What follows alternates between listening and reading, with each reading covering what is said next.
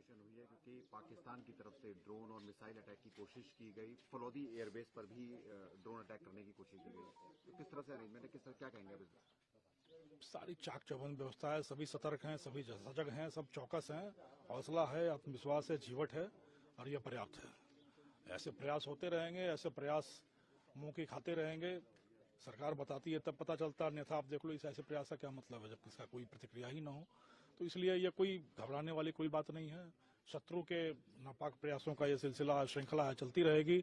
वो हमारे हौसले के सामने, हमारी शक्ति के सामने, हमारी सामरिक शक्ति के सामने, हमारी मानसिक शक्ति के सामने हमेशा मुंह की खानी पड़ेगी। सर, अगर बॉर्डर एरिया की बात है, काफी बड़ा एरिया आपका, तो किस तरह से अरेंजमेंट आप लोगों की तरफ से किए गए हैं? अभी सीमा पर तो सीमा की सुरक्षा का काम सीमा सुरक्षा बल देखती है।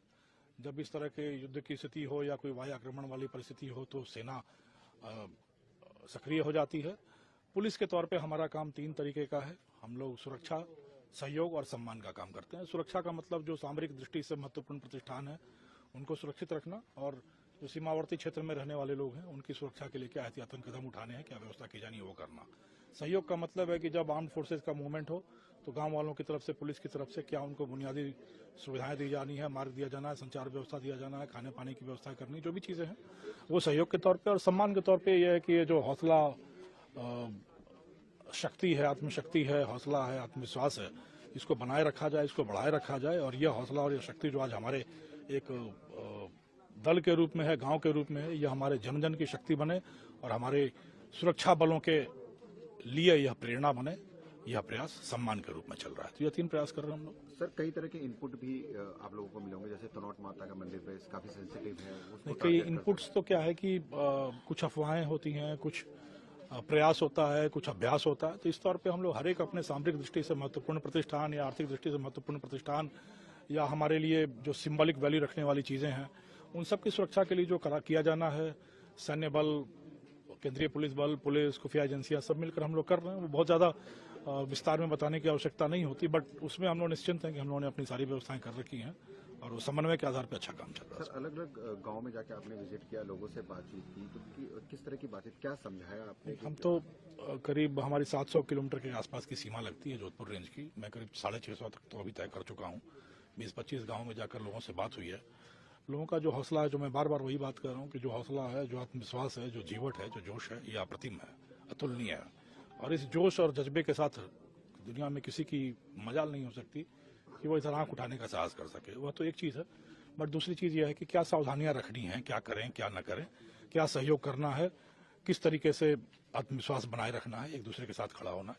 इसके बारे में एक बार हम लोग आपस में बातें कर रहे हैं, संवाद स्थापित कर रहे हैं। कुछ अगर आशंकाएं होती हैं जो अभी तक नहीं है तो उनको निर्मूल करना यह कवायद चल रही है। सर, स्पाई कॉल में भी काफी इंक्रीज हुआ है, और साथ ही जैसे अगर फोर्स आ रही है उसकी मूवमेंट की फोटोज की, उस पर किस तरह से आप लोग? यह प्रयास बढ़े हैं, या नापाक प्रयास बढ़े हैं, बट इन प्रयासों का कोई मतलब नहीं है, क्योंकि हमारे लोग सजग हैं, सतर्क हैं और हर एक व्यक्ति इस देश का प्रहरी है।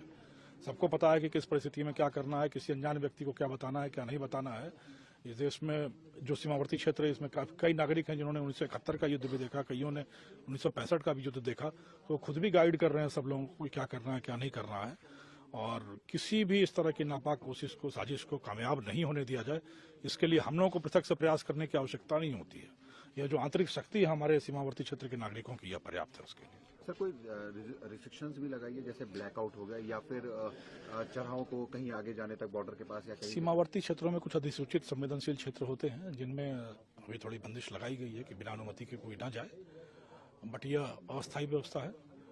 उसको फिर से सरकार संशोधित करने वाली है, परिमार्जित करेगी, बट वो थोड़ी सी लंबी प्रक्रिया है।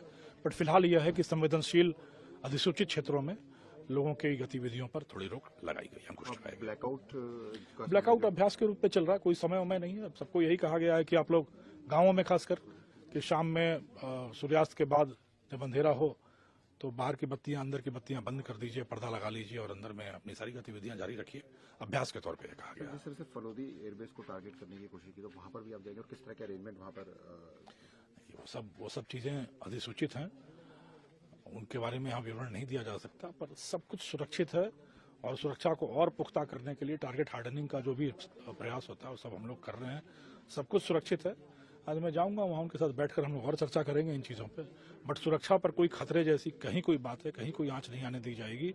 यह देश की सीमाएं, इस देश के लोग, इस देश की सेना, इस देश की सामरिक शक्ति, इस देश की मानसिक और बौद्धिक शक्ति, सब कुछ अक्षुण्ण है और अटूट।